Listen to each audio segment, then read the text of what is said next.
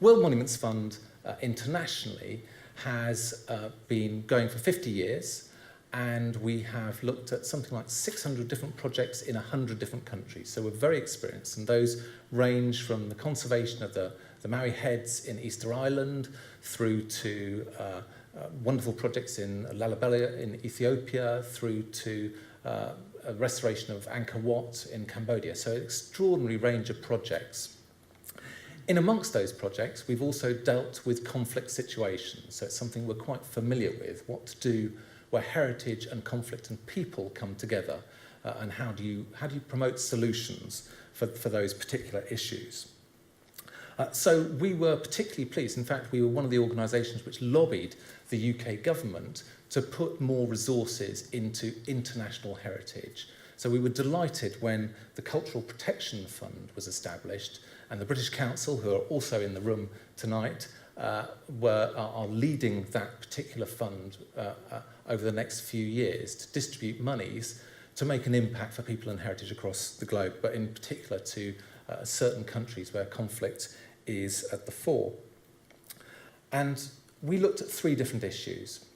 The first issue that we looked at was that across the Middle East you have an extraordinary monumental heritage. People know of it, you're very aware of this incredible monumental heritage, which is in desperate straits at the moment. We've seen what's happened in Palmyra, we've seen what's happened with Daesh, but there's also more general damage happening where heritage is just caught in the crosshairs of conflict. So there's issue number 1. Issue number 2 comes from our considerable experience in the world of conflict, and we know, particularly Stephen and Tony know, that once conflict ends, one of the main skills which will be missing are the skills in conservation. So there might be resources to restore the great and fantastic monuments, but actually there'll be no one locally who can do that, particularly in the context of stone masonry. So that's issue number 2. The third issue is to do with refugees. We know there's a huge refugee community spread across the Middle East, particularly on the borders of Syria, and those people are in limbo, waiting for something to happen, waiting for the conflict to end, waiting to return home, waiting for life. So our project essentially puts an arrow right, if you imagine those 3 issues as a part of a Venn diagram, our project puts an arrow right in the middle of that intersection of that Venn diagram. And quite simply, what we're doing is we are training Syrian refugees and local Jordanians. The refugee issue is a local issue, of course, as well. And we're training them in the craft of conservation stonemasonry so that they can play a role in the restoration and conservation of their heritage once dust settles. That's the simplicity of this particular scheme. I say simplicity, I have the luxury of sitting in a desk in Farringdon, whereas the team actually on the ground are the ones who deliver it. We have a number of very important partners, one of which is the Petra National Trust, who are the in-country partner, and we also have the University of Oxford, who are our technical partner, who is also in the room, not the university, but a representative of the university is in the room. So that's essentially the project. Enough from me. I'd want to actually urge Bara'a to come over. So, Bara'a, can you tell us a little bit about where the training centre is and why it's there? Yes. Our training centre is in Mafraq. Mafraq is located, so the Mafraq, it's in the north of Jordan. It's in a crossroads with Syria and Iraq. Actually, exactly in the border with Syria. We have now more than 60,000 refugees inside the camp, and also we have more than 100,000 refugees outside the camp. So it's a great location to exactly. Actually... Yeah. Okay. That's what I want to say. And in terms of how do we go about getting the students to recruit for students? Recruitment. Okay. First of all, we prepare our orientation sessions with local NGOs in Mafraq. Make a orientation session to talk about who we are, what we want to work. We prepared the presentation by Tony and Nour to talking about the technical things. After that, we make an interview to who applied to us, to who want to join to us. We interviewed about 250 person. Then we're filtering that to have 35 students, or yes, 35 students, male and female, Jordanian and Syrian, from 70 to 40. Actually, all of students, they didn't have any experience before work in the stone masonry. For example, we have a housewife, we have some of students work in the gas pipes, actually a taxi driver or driver taxi, something like that. We have, as I mentioned before, we have 35 students, 24 male and 11 female.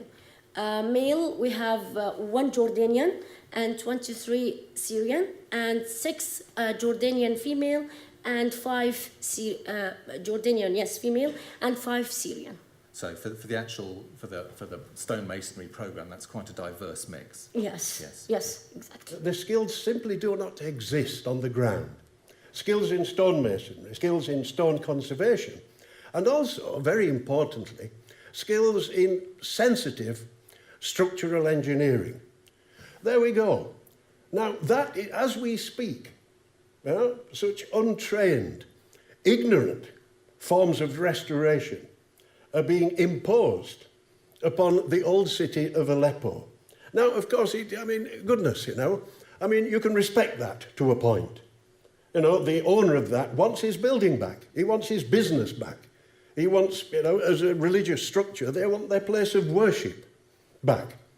So, back to the course. What are our, first of all, what are our immediate goals?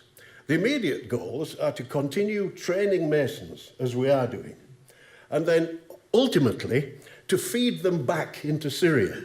Although as an organisation we are not allowed to have any contact whatever with the Assad regime, with the Syrian authorities, we are allowed to contact companies. And slowly, as this restoration, as the movement towards restoration begins, then hopefully we can feed our best students who are able to function individually back in their sort of unsupported environment, that they will then begin to have some sort of impact and cascade their skills, and as well as skills, attitudes. You see, attitudes towards conservation and craftsmanship. Our project is a step for a living heritage. Why? Because development is the most important aspect for a heritage. And if any tourist come to a heritage places, he lives the details of the places, he lives the sense of the place, he lives the heritage actually. So this shows the importance of our project, the importance of the details, the movement of the stone, the movement of carving, and all the things like that. Our syllabus is teaching our student how to correctly repair these places, how to repair correctly the ornaments and everything like that. So we started from the basics. All of our students, they are just study for 9th grade. That means they are just left school in early time. So they don't know how, some of them don't know how to write, some of them don't know how to use compasses, using the triangles and the rulers. They have this knowledge about culture and heritage and the importance of that. So it was a very hard in the beginning to teach them. The first thing that we start is bringing too much big stones, natural stones, and then drilling it into holes. Then we put wedges, then we knock on all the wedges. Then it's just making a sound like click, and it's broken. So we have small pieces, so we give it for each student in order to make it a regular stone with a smooth surface in each face. This is our procedure of making that shown in the first, our rough block, and then shown to us the procedure of making a smooth surface that we call it a draft. Then we make sure it's parallel to the other side, and by using miter and square, and then we use the other sides to have something rough on the center, and then we move it by another type of chisel, so we have a flat surface. Here is shown the elevations, the geometrical drawing that we're teaching in our class. We begin from the start to have the student drawing like this drawing. And then they draw it on the regular block, and then they started to carving it by procedure as we start. Then we have, this pieces is from our student. If you see the front elevation, the picture shown up, it's the same of the drawing that they did in the class. Here is joining the different pieces together and make sure it's fit together. This is the most important thing. This is the second exercise. Here in our training center, we're teaching them about the types of arches, Umayyad arch, Abbasi arch, Ottoman arches that related to the heritage, so they can know about the types of arch. Then we draw it in a small size in the class. After that, we make it in a full size, so they can they can draw a templates for each stone, and then they can start to carve each stone and then fit each stone together. This is in Syria. This is the vaulting in Syria. If you walk in Syria, you see everywhere in the old souk, in any place you see the vaultings. So we teach them about how to draw the vaulting and how to make a model for vaulting in order to understand very well how to make the vaulting and how it's be. As I said, they are non-educated people, and they now doing such a thing like that. Here, our lady, we know the mallets, if you try in one day using the mallets, it's too much heavy, and they didn't use to hold things like that, and the chisels. This is the first time for them to use something like that, and now they are. This is in the first days.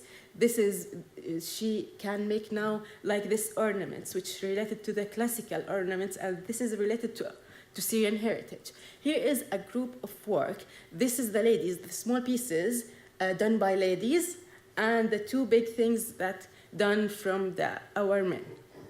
After that, if you know the ornaments, it has a movement and masses, so they have to think the three-dimensional of the masses of the carving, and we use the clay for understanding the depth, the movement, and the type of flowers. We're searching about the type of flowers and how it related to the heritage. And in the corner there, this is the original piece of stone that we have the drawing from it. And here is the practical carving on the stone that the same girl she's doing.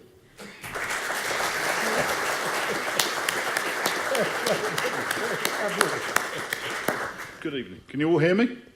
Excellent. Good. Well, before I hand over to the audience for questions, I, as always, have the privilege of asking the first few.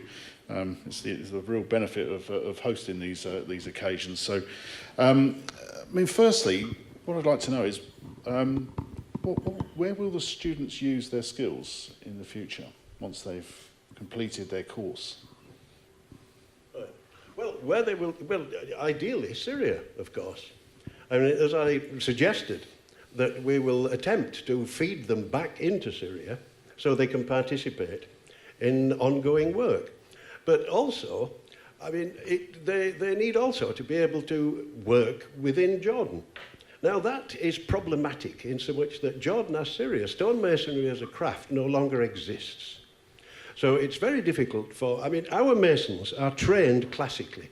They're real stonemasons in a European sort of context, such that they cannot simply go to the local commercial masonry firm and get a job. They would be laughed at, they would be pilloried.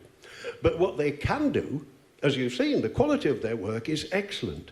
So what we are planning, towards the end of the course, they'll receive tuition in small business management, and hopefully they will be able to form a small atelier.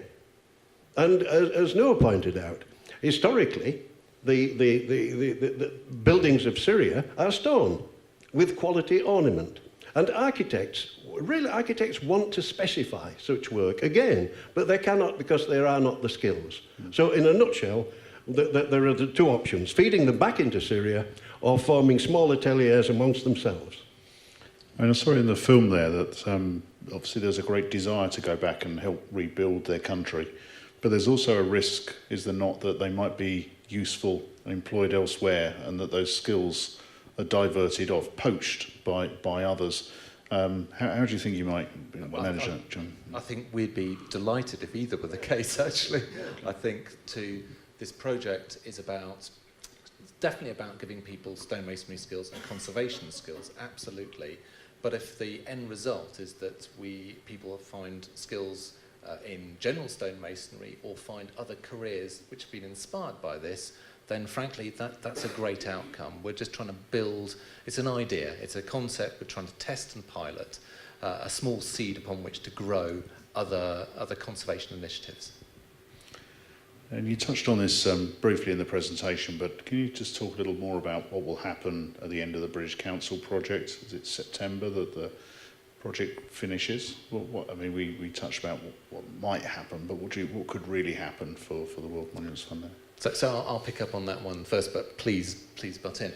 I think it is a pilot project. So does this methodology work is the first thing. And so far, even though it's just a flea bite, as Tony says, even though it's a small thing, small steps actually lead to great results. So the first thing is that we would very much like to have another step beyond this project.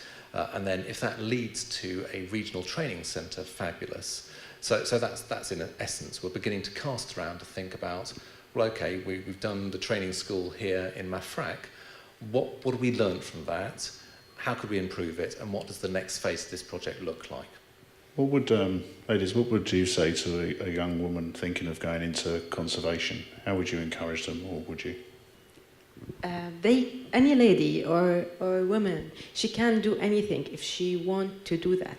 Actually, it's too much hard in culture, like our culture in the Middle East, that woman works as a stone mason. So it's a big thing that a girl doing that. But as you see in the pictures shown in the presentation, they can do it. They can do it because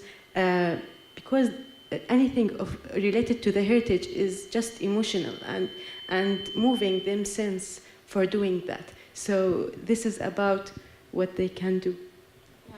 Actually, about our students, women, all the time, we, Nour and me, and sometimes Tony, supported them, because if the women in Britain make this or can work in these jobs, so the women in Jordan and Syria can work in the same work or in the same job. Hi, thank you so very much for these wonderful presentations, and congratulations on this excellent project. And if you could decide now, I mean, do you plan immediately to train more people or to train the trainers? Well, I'll begin with training of trainers. Training of trainers is immensely important, and it's very much hoped that out of the cohort of students will grow trainers, potentially so. I mean, currently we employ some moderately competent masons from the local stone trade as assistant trainers, but I mean, there's potential there. But the greater potential lies in growing our own trainers from within our current cohort of students.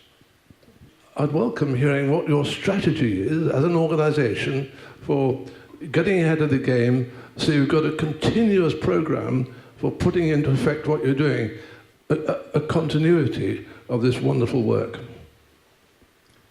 So I'll start the answer, then I think, Stephen, you need to come in here, so I'm giving him the hospital pass. So in terms of the future, yes, I mean, that again is very much top of our minds at the moment, because this was a pilot programme. The British Council have been incredibly generous, but we need to convert it into something which is much more long-term, which is sustainable over the long term. So that's why right now we're beginning to talk with our technical partner, so Oxford University, to see what they might be able to bring to the table. We'll talk to other funding organisations. We are an organisation based primarily in America and the United States, in New York. So there are different approaches to raising funds there, and we'll look at different partnerships.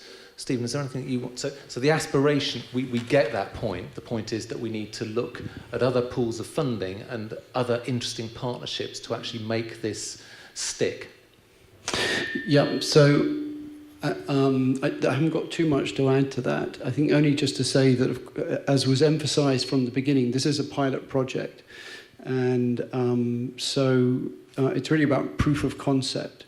And so I think that we've tried a bunch of things. Some things have worked extremely well, much better than we expected. Some things perhaps not so well. But I think we have come out, we're only halfway through, but I think we will come out at the end of the project with a concept, a way, a modus operandi as well, that is very effective and frankly, I think eminently fundable. So, and I think the other thing, well, how can I put this delicately? I mean, there are representatives of certain funding organisations in the room here, and so part of the purpose of today is to demonstrate how well these guys are doing out there, and hopefully to encourage our funding partners to write more checks. Thank you very much for this magnificent project, and I'm very glad to see this happening. I'm from Aleppo myself, and I live, in fact, very close to that mosque that you showed. Things happening in Aleppo now, but unfortunately, people taking matter in their own hands. So there's no proper supervisions, as you've seen in the mosque around the corner. I've seen it happening in front of my eyes. I try to object it, but they make their decisions. So Nour said something about education, and I think education is very important. Before training, we still have, like, hundreds of thousands, millions of kids. They have no schools, they have no education. They don't appreciate the value of these buildings, the way things to be done. And I think maybe we need to start thinking about education, maybe producing leaflet, as you said, and distribute it. Now we cannot go into Syria and show the right way or train people on the ground. But maybe before, to prevent further damage, maybe this is something that can be thought of. There's one element of the project which we haven't talked about this evening, and that is that we have was 30 students and now going to be 45 students being trained by the team in front of you. So the element of training in stone masonry is one part of our project. The second part of our project, which is very much coordinated by the Petra National Trust, is all about exactly what you talked about. So it takes school-aged children from Mafraq and the surrounding area who are both Syrian and Jordanian, and it introduces them to the importance of heritage and the interpretation of heritage and its value to them. So that idea of training the future generation or inspiring the future generation is absolutely part of this project. That's something that we do. Also, I want to add something. In our training center, in the beginning, we bring a architect prof in geography and in architect, prof in architect, so they can they give them the knowledge about culture and heritage very well, and about the geology, because if you know that the importance of the stone and how to feel the sense of the stone and how they can use the chisels. They have to interact with the stone and the type of stone, if it's basalt or it's any other type. So this is the point. Thank you.